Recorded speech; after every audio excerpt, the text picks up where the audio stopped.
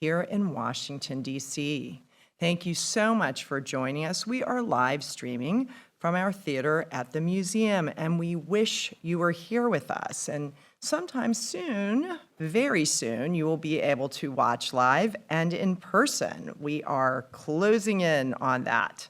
Today, our executive director, Chris Costa, is joined by Kevin Higgins, the former chief of staff to CIA Director William J. Burns. Kevin is a Spy Museum Advisory Board member.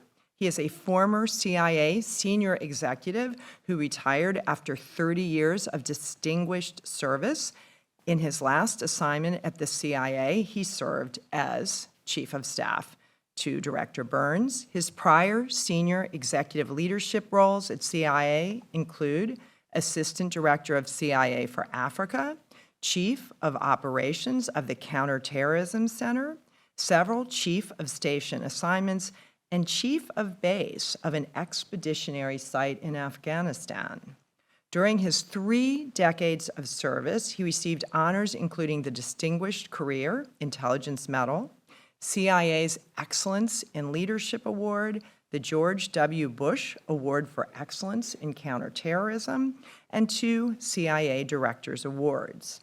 He is a 3-time recipient of the Presidential Rank Award, and Kevin is currently, amongst other things, a principal advisor at West Exec. After Chris and Kevin discuss the issues that are calling their attention, we'll turn to your questions. If you've been with us before or if you're joining us for the first time, please use the Q&A feature. We will do our best to get to as many of these questions as we can, but it can be difficult because you are a very smart group of people with a lot of really excellent questions. So, before I turn this over to Chris, I want to thank our sponsors for today's program, Washington Harbor Partners. Based in Washington, D.C., Washington Harbor Partners LP is a private investment firm that specializes in non-cyclical businesses, such as tech-enabled consumer services, government IT, defense technology, software, and cyber security. We are very grateful for their support. Now, enough from me, over to you, Chris. Amanda, as always, thank you for the great introduction. I'm really honored and privileged to have Kevin here today. You heard his background. It was probably the best recruitment I ever had, if I could call it that, bringing Kevin onto the advisory board and him joining our team. So thank you, Kevin, for being here. I look forward to the interaction. So I'd like to dive right in, and I would like to start at the last spy chat we had when we were debating and discussing with Mr. Chris O'Leary whether Iran would strike Israel in retaliation for the Israeli strike that took place in Damascus, or whether Iran would strike somewhere else in the world using proxies, for example, an Israeli embassy. And I made the point, and I was very lucky to be correct in terms of my prediction, that Iran was really it needed to strike Israel for internal consumption, to communicate to the Iranian people that it was not going to tolerate sovereign Iran being struck by Israel. In that, in this particular case, it was a diplomatic compound in Damascus that was controlled by Israel. As such, Iran viewed that as an attack on Iran itself. So we all remember a new equation came into the region in terms of a response by Iran. What am I talking about? The new equation is the fact that if Iran is attacked, if sovereign Iran is attacked, they will attack Israel. And remember watching a slow motion attack of 300 drones. Fortunately, no individuals were killed on the ground in Israel, maybe 1 or 2 injuries. I'm not sure about the reporting, but at the end of the day, this new equation is the big national security issue that I wanted to focus on because it really changes the balance of responses in the region. And I think it's an important national security story. So that was the big story that I was tracking. Wanted to update from last Spy Chat on that. Secondly, I want to segue into Chinese spies. We have talked a lot about Russian spies in Europe, and we are going to talk about Russian spy cases that have broken out just since last month. But China spy cases are happening in Europe. Is it because Chinese spying is escalating? Is there a proliferation of Chinese intelligence operations? I think the argument goes that Chinese spy operations have gone on for some time in Europe, but Europe and European authorities are just now really focusing on the Chinese problem.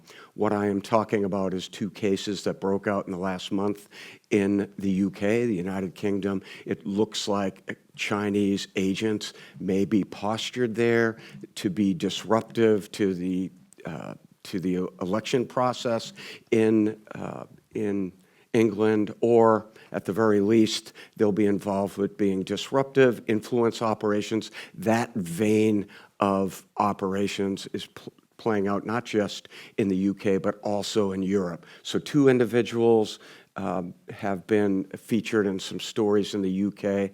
And at the same time, just since last month, 4 individuals in Germany have been identified as spying for China. In some cases, they're stealing technology related to German technology focused on jet propulsion. Nothing surprising that Chinese steals technology. Director of the FBI, Wray, has talked about that repeatedly, to include here on this stage. And the other case was interesting because it's another influence case. So of the 4, there was a husband-wife team in Germany of Chinese extraction that were identified as conducting influence operations, and 2 other individuals that are stealing economic secrets. So that should be no surprise to this audience. It just underscores that we're not just focused on Russian spying as a result of Ukraine and Russian war, but we're also seeing a proliferation of Chinese spying and a more strenuous European response. When I talk to a U.S. official about their counterintelligence concerns in Europe, I was reminded that it's not just Russians, it's also the Chinese. In fact, a German official offered this, that Russia is actually the storm, and long-term, China is climate change, as an analogy for espionage in terms of what Europe is facing. The next case has to do with 2 Germans of Russian extraction. So we're talking about dual German-Russian nationals in Germany. Just in the last month, 2 individuals were identified specifically for scouting out and possibly planning to do sabotage operations in Germany. This is very similar from my optic to what played out last year in Poland. You might remember I came back from Poland and said the Polish security services were very much concerned with Russian operations and planning to disrupt the weapons pipeline and the supply pipeline from Poland into Ukraine. Similarly, there's concerns by Germany that these Russian spies will be disruptive or conduct acts of terror on German soil. The other case that's related to Russia that got my attention is a potential disruption, a foiled plot that was directed against President Zelensky in the Ukraine. There have been multiple, as many as I think I've read 20 different plots have been disrupted by Ukrainian security services. But this particular plot got my attention because 2 individuals, 2 colonels in the Ukrainian security services were identified as plotting with the Russian FSB to kill not just President Zelensky, but also the head of Ukrainian military intelligence, General Budanov. You might remember and I've met General Budanov. He is a larger-than-life figure. He very much is famous on the ground in Ukraine for being particularly courageous and aggressive toward Russia. Last year, his wife was poisoned. It's believed that that was a result of a Russian plot against his wife. So a plot directed at not only President Zelensky, but also the head of military intelligence, as I just outlined, and the head of internal domestic security, the Domestic Intelligence Service on the ground in Ukraine. So that is significantly concerning. Let me pivot for a moment to counterterrorism. So a story got my attention in the last couple weeks. Mali reported killing a terrorist, a jihadist, somebody linked to ISIS that was involved with planning in 2017 that resulted in an ambush that killed 4 Americans in Niger. I was at the White House when that tragedy took place. 4 Nigerian partners were also killed. It was a tragedy. It was something that shook us up, clearly, in the National Security Council and across the community here in the United States, losing foreign partners, trying to identify who were involved with that. Mali recently reported that they killed one of those planners. Not the principal planner, but one of the major planners. And we have to look at some of the reporting coming out of Mali with some skepticism because we no longer have people on the ground working with the Malians. You might remember a couple years ago, the United States pulled out. I believe the French have pulled out, but if I'm incorrect on that, Kevin will be able to correct me because he knows the region so well. But at the end of the day, Mali continues to wage a fight against terrorists without the United States directly involved, without the French being involved. Similarly, in Niger, the strong U.S. partners in the fight against jihadists. And again, I referenced the 2017 October attack where Niger lost some of their operators to jihadists. Flash forward, it's 2024, and Niger is very unhappy with the United States and basically said, we're going to shut down a drone base in Niger, and all the U.S. special operators are on the ground along with the drone base. Pack up, you're no longer invited to stay here in Niger. I'm simplifying a complicated story, but at the end of the day, what that means is the U.S. has no small or medium-sized footprint on the ground in Niger. And along with the third story that you can bundle with the previous two, and that has to do with Chad. Surprisingly, the United States was just asked to pack up and leave Chad. Now, that is a smaller footprint of some 70, 75 special operators. But again, that took the United States reportedly by surprise. All of this taken together means in the Sahel region of Africa, the United States counterterrorism strategy is really put on its heel, at least in the short term. I'm not sure what it means. I have not had the time to really assess all of the implications, but it is definitely concerning. I've heard that from French intelligence officers. I've heard that from people in Doha, Qatar, just last week that operate in the region, so it is significantly concerning. I look forward to hearing from Kevin his perspectives because he has spent a lot of his career working on the continent. I guess the last story I want to focus on, and if there is any good news, a little glimmer of hope, it has to do with the Prime Minister of Iraq, who recently came to the United States just last month. It seems like many months ago. Al-Sudani came to the United States, met with President Biden. One of the sidelines of his time here in the United States, he met with the family of aid worker Kayla Mueller. You might remember that Kayla Mueller was brutally killed by ISIS in in Iraq circa 2014. I hope I get the year right. I should know it.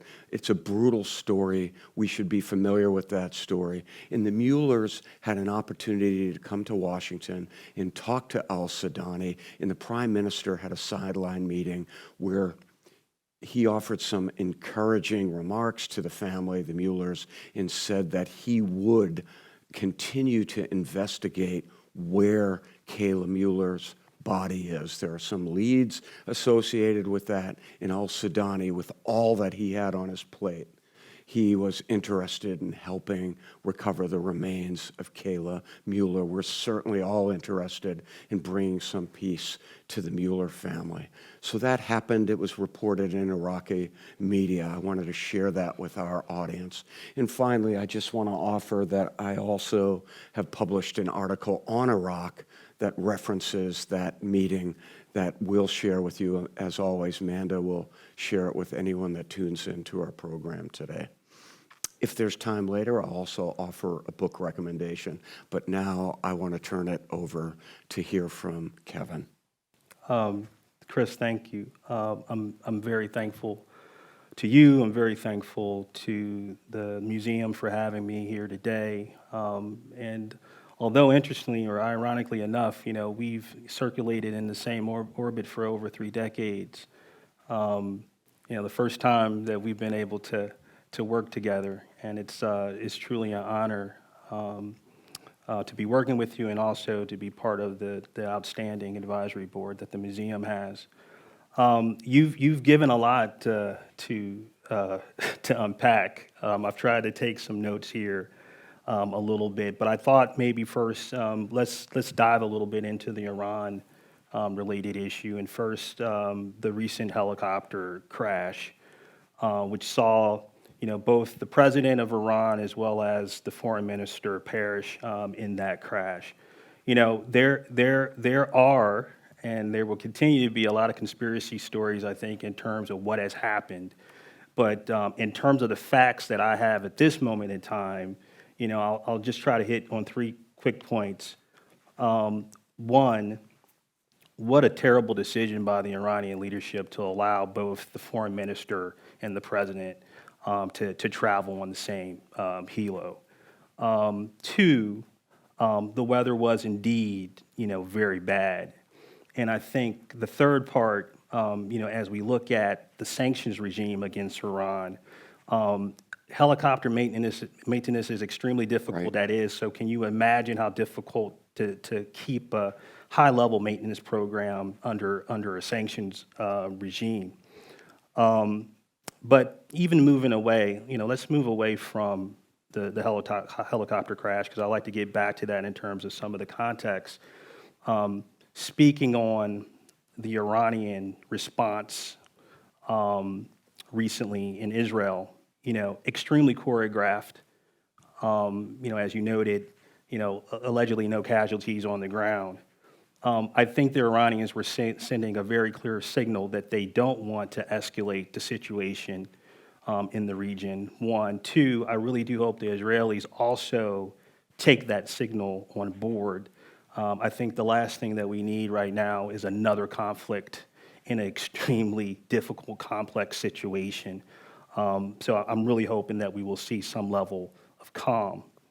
But, speaking of the death of Raisi, the president, as it relates to that helicopter crash, I think you will see a situation where the Iranians are going to be very focused on the internal succession planning in terms of what's next for them. High-level focus, intense focus, hyper-focus on that particular issue.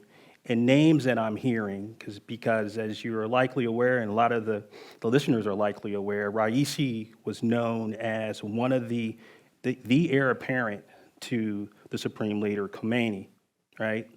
Some names that I'm hearing in terms of potential successors include Khomeini's son, one of his sons, Mustafa, as one. Now, there are some concerns in Iranian circles on whether or not this is direction or the precedent that Iran wants to set in terms of connecting a son to the supreme leader, because it may indicate that there has to be some familial lineage to get to the supreme leader's office. So that will be something that will need to be discussed, I think, in terms of what's next for Iran. The other name that is being mentioned is Ali Shabkhani, who was a former our equivalent of a national security advisor within the Iranian system. So again, this is some of the chessboard that I think is going to be played in terms of next step. I think the big question, though, is what is the foreign policy orientation of Iran at this moment? Is anything going to change? And I think the quick answer to that is no. If you look at Iran nuclear policy, the bottom line is that all of that is driven from the supreme leader's office, not out of the office of the president or not out of the foreign ministry. Two, if you look at some of the names that are mentioned as potential successors for Raisi, names like Saeed Jalili, for example, these are folks that are just as hawkish. So I think the 2 points as it relates to what is going on in Iran right now in the region is, one, internally focused, because they gotta get this chessboard right as it relates to what's next on leadership succession, and two, likely not a high appetite for escalation in the region. Just my views on that.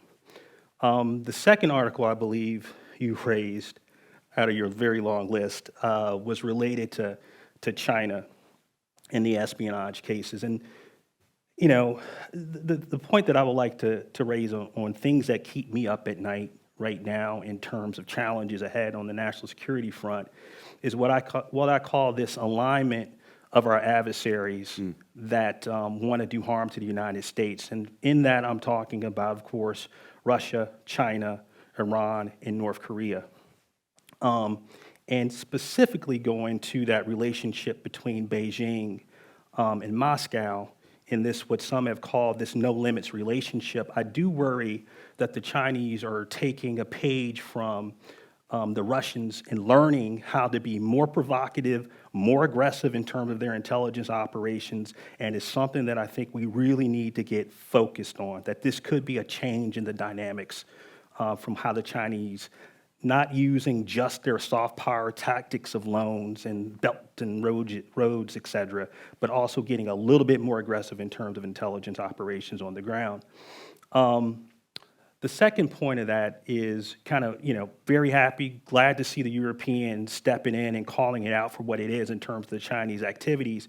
But I think it's very important that the U.S. stay, focused and engaged on this problem set. We can even go back to 5G and Huawei, U.S. engagement in that particular issue in the region to really try to get the Europeans to make sure they understand the national security implications if, right, the Chinese were to get into some of these 5G networks, et cetera.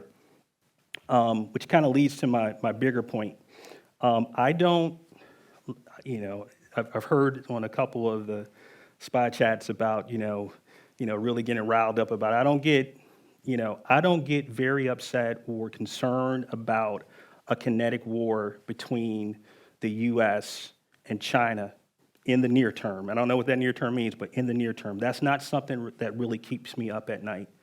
What fundamentally keeps me up at night is what I like to say are the consequential decisions that are going to happen in the boardrooms of the United States and in Europe as it relates to technology.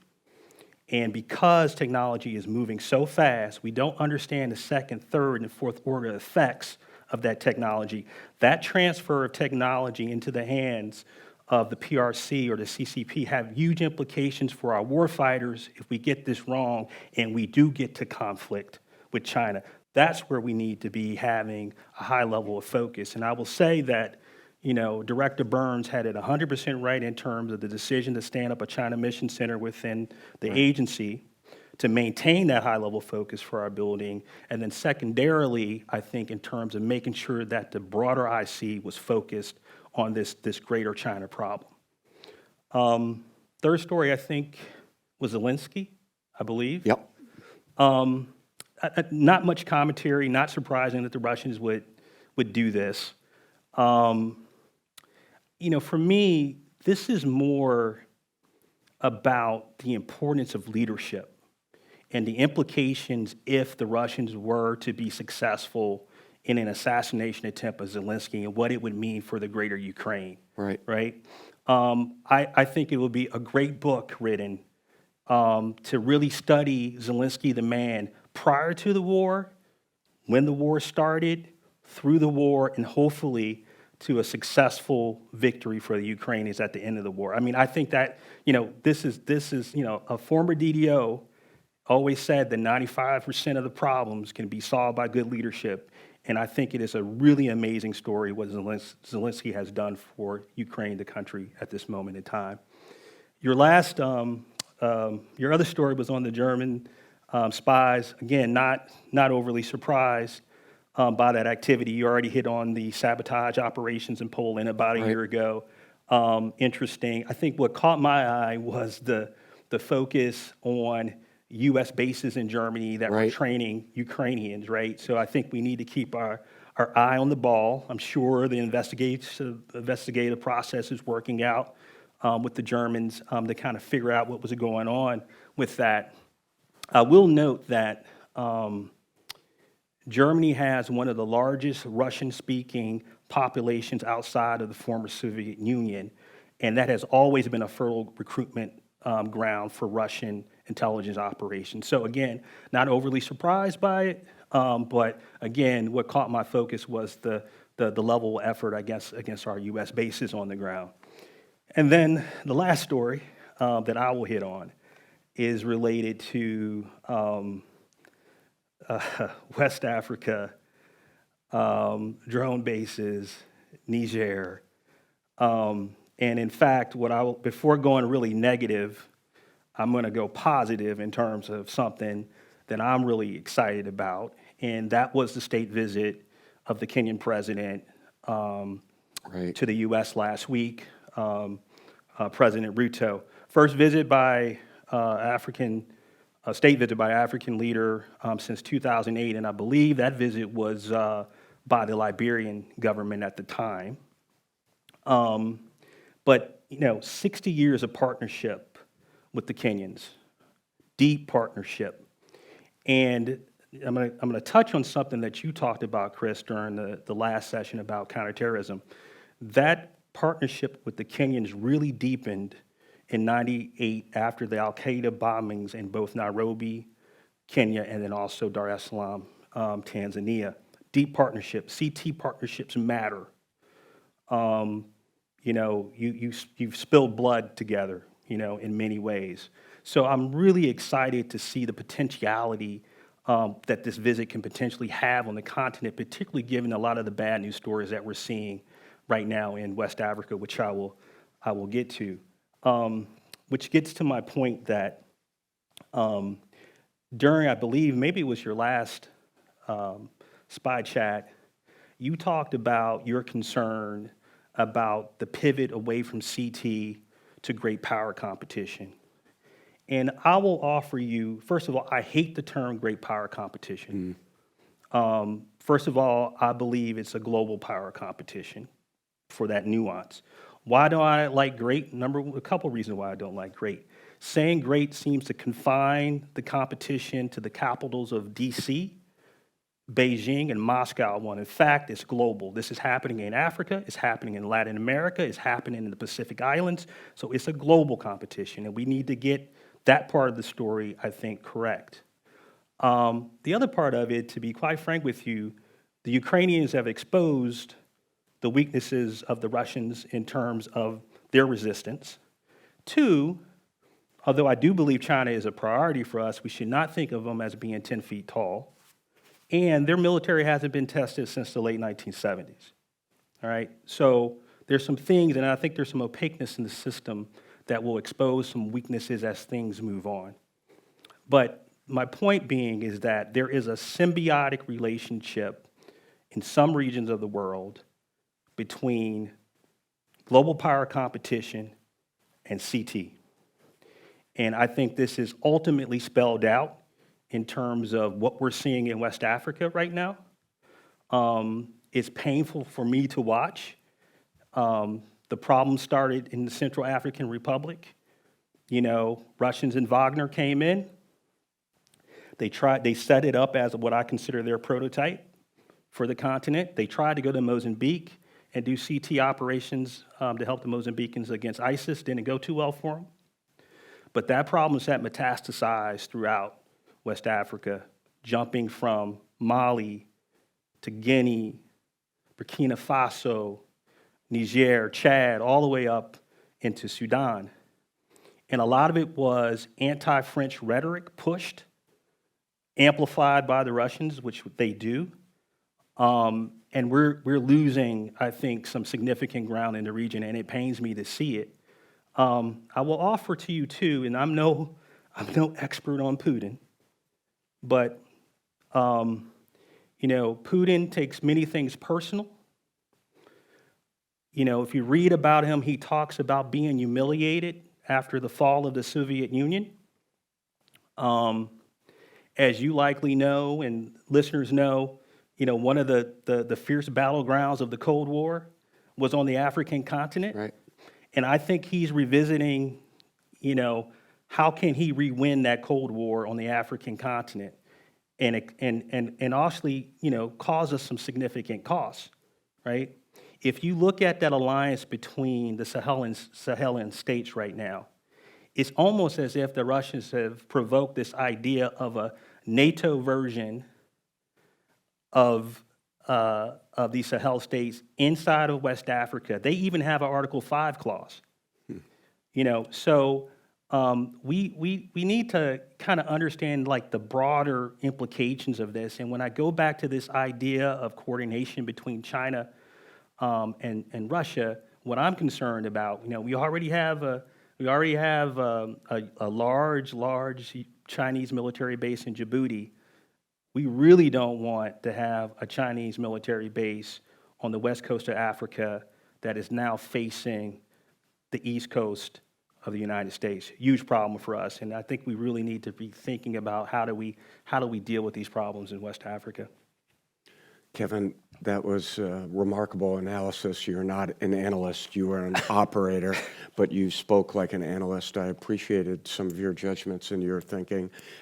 Don't have a lot to add. I want to remind our audience, Article 5 means you touch one in NATO, you touch everybody, so you're compelled to go to war. In other words, if Poland's attacked by Russia, for example, that's an attack against all of the NATO partners. So that seems to be, and that was great analysis, it seems to be what's lining up in Africa. So I share your concerns, but that's excellent analysis. So let's turn to the questions. Amanda, I'm excited to hear from our audience. Incredibly diverse questions, so I'm not always sure where to start, but you did mention Wagner. And someone wants to know about what's the status of Wagner these days?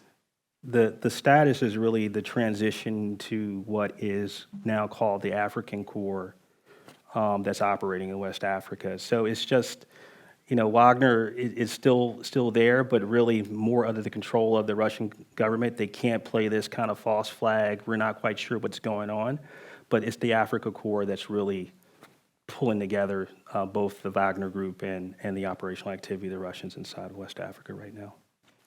And I would just add that this is a continuation of the kind of surrogate warfare we've seen play out.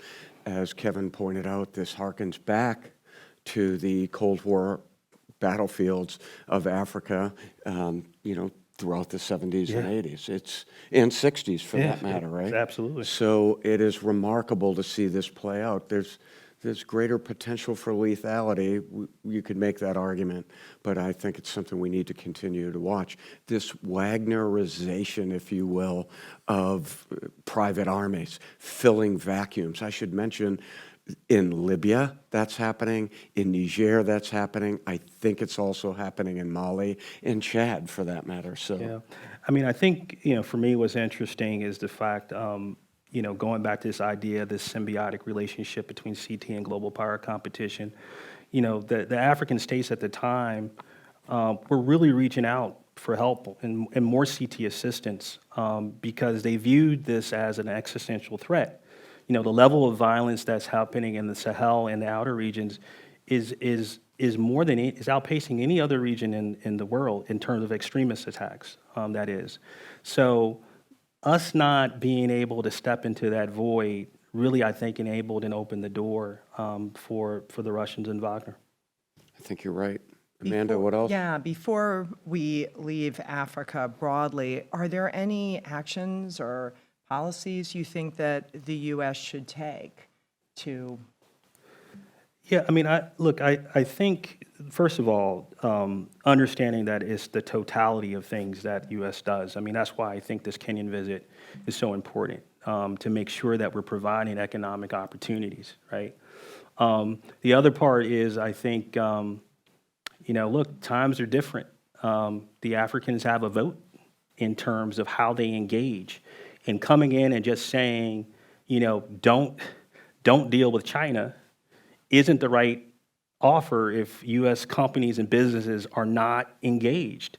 There's tons of opportunities on the continent. What I would like to see, and I think we've done it in terms of the Africa summits that have been going on, the business summit that just happened here in the United States, is really trying to link both our private industry prowess to what we can do in terms of, partnership, whether it be economic and security. I mean, all this has to come under one umbrella for us to get this right.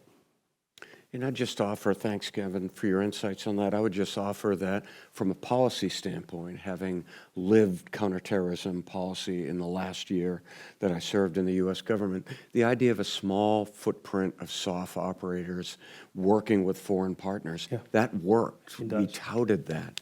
That said, now, obviously, that's receding, and we talked about what's happening in West Africa, and I really appreciate that Kevin spoke about the Kenyan relationship. Kenya, they have been strong partners. Similarly, Somalia, until very recently, Somalia was making great strides against al-Shabaab, a al-Qaeda affiliate, and very lethal. From an intent standpoint, they would love to attack U.S. interests here. Do they have that capability? Probably not. But they certainly have the aspiration. I'm talking about al-Shabaab in Somalia, which is also a local insurgency. That said, the idea of small teams of U.S. SOF working with other partners and the Somalis, the Danab specifically, one of their CT organizations, right? Working with them on the ground makes sense. For a time, the U.S. pulled out of the region, and I counseled against that. Of course, I was outside of the U.S. government, so I'm not sure anyone listened to me. But the point is, small footprint of SOF works, but as Kevin points out, these countries, these nations, these partners have a vote. It can't be an all or nothing proposition, right? Yeah. And I agree also, this idea of great power competition is misapplied. That name doesn't work because it alienates many other countries. Right. And I referenced it last week in Doha, many African partners, and I shared with you some of the partners I talked to privately, and they do get a vote. They are anxious about what's happening in the region. And they come to the Middle East to engage with Western partners and European partners. So we have to continue, we being, in this case, the United States and Western powers, also alienating to say Western powers, but we have to continue to collectively work with foreign partners, but understand what General McMaster used to talk about, this idea of strategic empathy, the idea that we, the United States and European powers, for example, have to understand the perspectives of the partners that we are working with. We have to understand, for example, that al-Sudani in Iraq has to work with Iran. It cannot be a zero-sum proposition that, hey, Prime Minister, you can't work with Iran because Iran doesn't like the United States. It is a difficult neighborhood. We have to continue to work with foreign partners that have sensibilities and their own equities that they have to balance, along with the relationship with the United States. Well said. Well said. One of our guests wants to know, why have African countries opted to align with Russia? I mean, I think it's simply because the security vacuum wasn't filled by us at the time, when the Africans really. I mean, now there's a ton of concern that flow that we've seen in the Sahel is going to get into some of the littoral states, and still, the focus has been on this, this, Chris, although I hate the term, great power competition. But there's this really symbiotic relationship, I think, between both CT. It becomes a lot easier to make hard policy asks of foreign partners if you're there in the chair with them at the table as it relates to some of these real security concerns that they have. And unfortunately, I shouldn't say unfortunately. Fortunately for us, I do think democratic values matter. The Russians and the Chinese just aren't going to ask the same types of questions, right? And, one of the things that I've tried to articulate to our African partners over the years, don't chase that shiny object. This is about longevity of the partnership. And time will tell on some of these things. But we still got to fight. I think we still got to fight to get our seat at the table, and we can. We have I don't know if you have any comment on this, but one of our frequent visitors or viewers from abroad asks about the new EU anti-money laundering authority. It's just been created. The HQ will be in Frankfurt. Wondering if the U.S. will work with that, if you have any awareness. Yeah, that one's not my... No, that's an outstanding question. It I'll is. do some research, but that's not something I'm tracking. Apologize for that. But That's called Stump the Guest. Yes, absolutely. Well, we have some things that I know you will be interested in commenting on. About Iran, you spoke about Iran, but does this recent loss of a leader provide any opportunities for the United States? I don't think so. Chris, I'll turn it over to you, but I don't think so. You still have the same hawkish names being raised. I think the opportunity is the fact that they will be internally focused, and thankfully, hopefully, no escalation for the region. At least that's what I kind of see the situation right now, Chris. But I couldn't agree more with Kevin's analysis of the situation, and I'll put a finer point on it. I was in Doha, Qatar. There were a lot of African leaders. There were a lot of Middle Eastern leaders. There were a lot of Iraqis that were there engaging on multiple levels, not just during the conference, but on the sidelines. And I know Iraq is obviously very concerned, but at the conference itself, it didn't seem like it was an earth-moving event. It was a tragedy from an Iranian perspective. I think in some ways, it's symbolic of where Iran is. Aging helicopters, really backed into the corner a little bit, had to respond to Israel, which gets an internal win for Iran because they can communicate to their population that they took it to Israel, albeit it was relatively tame in that it was, as we said, a slow motion attack. It gave plenty of time for Israel to respond, but yet for internal consumption, Iran could say, look, we did something against Israel. But at the same time, it just underscores this idea that Iran is not 10 feet tall. Iran has to communicate to multiple audiences, but first and foremost, it has to communicate to its own population. And they've got some significant internal issues as it relates to the economy. Mm-hmm. You've got inflation soaring, and I think the last numbers, if I have it correct, is that you see the value of their currency has decreased about a third over the last 2 years. So again, I think there's a lot of internal issues that they're going to have to be very hyper-focused internally to address, which I think maybe will give us a little bit of space, I'm hoping, in terms of quiet, in terms of that particular issue in that region. I hope you're right on that, Kevin. What else do we have, Amanda? Great questions. Yeah. This is an interesting one. Any interest in commenting on U.S. support of Kenya supporting Haiti? Well, if anyone can do it, it would be the Kenyans. So I'm happy that the Kenyans are going in to help out with what is quite the mess in Haiti right now. We've got to make sure that we support the Kenyans appropriately on that. Would love to hear more about whatever plan the U.S. has in order to help prep the Kenyans for this deployment, which I think is going to be extremely tough. But the Kenyans are quite good and quite capable, so I'm happy to see them going on. And listen, Ruto spent a ton of capital on making this happen. A lot of his legislators are not supportive of this idea. So again, goes back to this idea of the importance of being reliable partners. We've got to show up on this one for the Kenyans. All right. In the news is the leader of the Dutch, the new prime minister, is an ex-spy chief.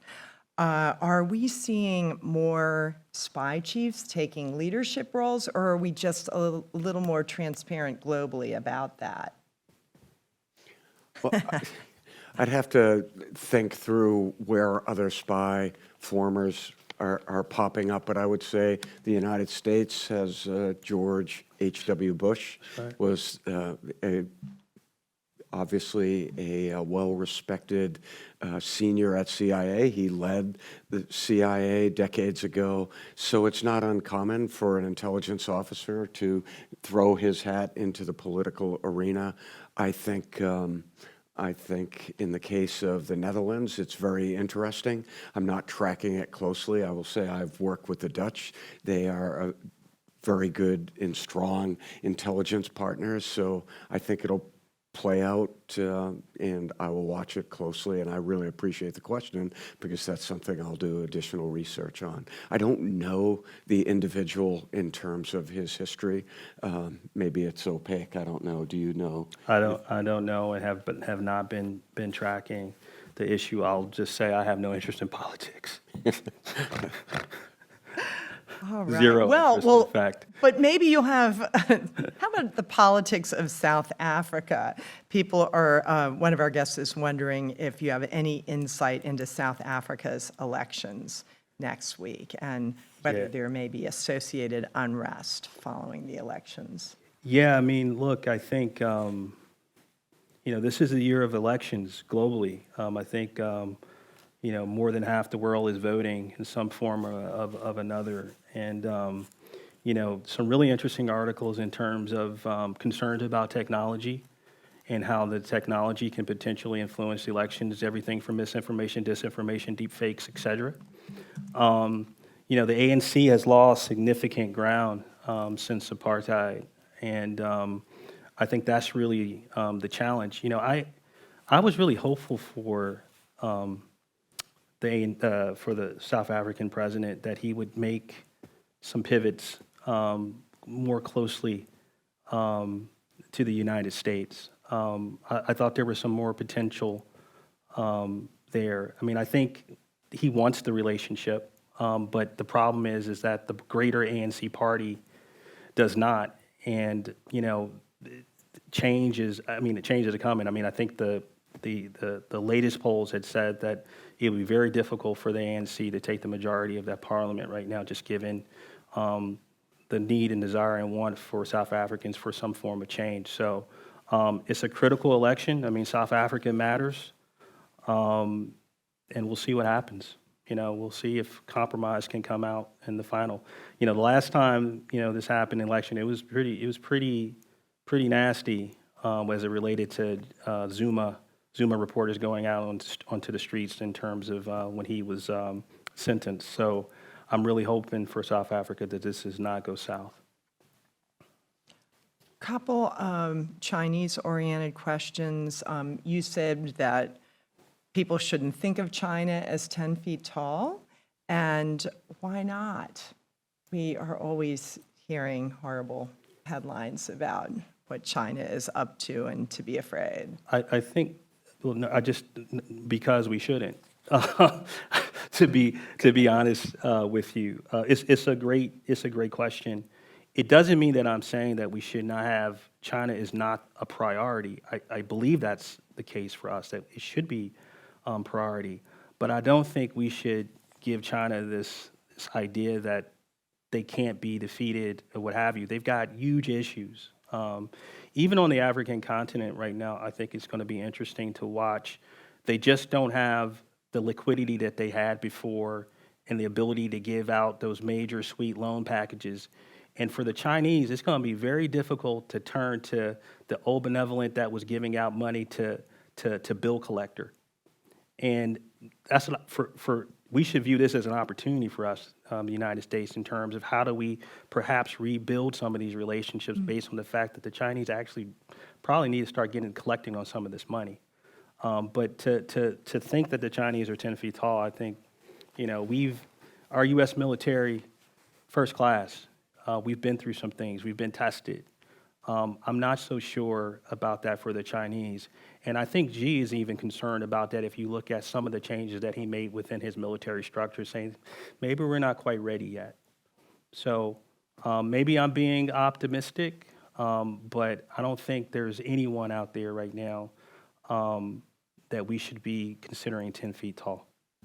And just to put a finer point on that, I appreciate that, Kevin, because there's a tendency in the United States to paint our adversaries as 10 feet tall. We looked at the Soviet bear, if you will, as being, undefeatable, and certainly we were very concerned. We had a right to be concerned, but we really painted them as a more lethal force than they actually were. Look at their performance, flash forward many, many years after the fall of the wall. Look at how Russia has adapted. Look how they've performed on the ground in Ukraine. They're not 10 feet tall. We even painted the Iraqi army on the verge of Desert Storm as, again, fourth largest army in the world. We began, at times, we began to scare ourselves with some of the assessments. The amount of body bags, a poor euphemism, but the amount of casualties we would suffer against Iraq during the first Gulf War. And what became the competitive advantage was our military doctrine, our strategy, and technology, air-land battle. That was in the early 1990s. The United States, to the point of China, is adapting our strategies for the Pacific. It's happening as we speak. I don't know how it will portend in the future, but at the end of the day, I still remain very confident that our technology, our military force structure, our composition will be tested if we had a conflict, but at the same time, we shouldn't paint our adversaries as 10 feet tall. We need to protect. I want to highlight the fact that you hit on technology, and one of the points I had made earlier. Our innovation ecosystem is the best. We just need to make sure we're not giving it away for free, because those, again, I think that will have huge implications for us if there were to be some form of a conflict with Beijing. Well, from the military to TikTok, is the threat of TikTok overblown? Are you sorry to lose your channel? Chris Costa, no, I'm just a bad joke. Is TikTok overblown? Is it a threat? Any wish to comment on that by either of you? I think that there is a lot of hype, but I think it is a concern that, again, China has the capability to put backdoor technologies to manipulate. I think it is something we need to be aware of, and we need to listen to both sides of the issue. I don't know enough about the technological vulnerabilities, but I do see that there are vulnerabilities, as there were, and Kevin referenced Huawei, and that's why there's a full court press to talk to the Europeans in particular about the threat of Huawei. And again, backdoor technologies, the ability that China would control, the access to telecommunications, that is a concern. I think similar, we need to be aware that there are vulnerabilities with TikTok, but I do think some of this does get politicized, and we have to look at both sides of the argument, and we have to judge it based on, the merits of the case to be made that TikTok is a security vulnerability. I couldn't agree more. For me, I just think of data as a strategic asset, and therefore, some foreign government having access to that data is problematic. And look, when I think about, the future of war, I think about narratives and influence and cognitive warfare. And these are all things that can be amplified via that TikTok app. So again, data strategic asset, future of war about narratives, influence, and cognitive warfare. I think all that combined does cause me some significant concern, but I do think we need to take a balanced approach as we look at some of these things. No, thanks, Kevin. And I want to point out that just in a couple weeks, and I had told Kevin about this, he's obviously aware that we're going to have a program with the PDNI, the Principal Deputy of DNI, our National Intelligence Leadership, Dr. Dixon. And I think we'll talk about some of these issues, and she will be able to talk about some of the vulnerabilities from technology. And really, Director Burns, your former boss, wrote an excellent piece in Foreign Affairs that I will reference, getting ahead of our next spy chat. I will reference, and I will talk to Dr. Dixon about the vulnerabilities of technologies, these new domains that we're trying to work through, the implications on intelligence collectors. We get that question a lot. The ubiquitous surveillance, all of these things are challenges, but they're also opportunities. So we will challenge Dr. Dixon in a couple weeks when she's here, and maybe we'll hear some of these same questions. But I want to point out there is an excellent Foreign Affairs piece that was published a couple months ago by Director Burns that talks about some of these issues and the challenges for the U.S. intelligence community. Challenges, huge challenges, but again, we shouldn't think of this as something that's 10 feet tall. We've got to figure out how do we navigate these challenges and really identify the opportunities. And again, I do think our innovation ecosystem in terms of young founders building companies is a really interesting time for us, and we've got to take advantage of it. We barely have any time left, but we have enough time, Chris. Someone wants to know, what was your book recommendation? Yes. And Kevin, if you have a book recommendation, you can squeeze that in too. So my book recommendation was 4 Shots in the Night. It is a true story of spies, murder, and justice in Northern Ireland. It might seem a little random. That said, Dr. Andrew Hammond just did a program, an interview. You can find it, I believe, online. Search for it. I found it compelling. I teach a course on terrorism, and anytime there's the nexus of counterterrorism with informer and human operations, I think it's a compelling read. And Northern Ireland is still an important example of the dynamic between counter-terrorists and terrorists. So I found it to be a compelling, fast-moving read, and I really encourage that for our audience. And I appreciate the question. My recommendation, I can't think of the author's name right now, but is Good to Great. And in the book Good to Great, he also does a version for public sector. And there's a commentary in there where they talk about where he talks about legislative leadership, which I think is really critically important at this day and age when you are trying to run a large multidisciplinary or cross-functional organization. As a leader, there's a lot of things that you don't particularly own. And your role as a legislative leader versus an executive leader is like, how do you navigate, how do you confluence, how do you cajole folks to move and get on the bus and do the right things? And I think that's really critical key skill for future leaders today. Thank you, Kevin. I think that's a great way to wrap up with your insights on leadership, which is absolutely crucial and bleeds into everything that we do in the national security arena. Amanda, thank you. We're almost out of time. Yeah, yeah, and one of our staff, fabulous people, says that's by Jim Collins. So Thank we you. will send a link around. Thank you, Catherine. And thank you, most of all, to Kevin and to Chris. That was really incredibly eye-opening and riveting and not as scary as it sometimes is. I always cling to shreds of hope. So yay, China, not 10 feet tall. Okay. And I want to thank once again our wonderful sponsor, Washington Harbor Partners.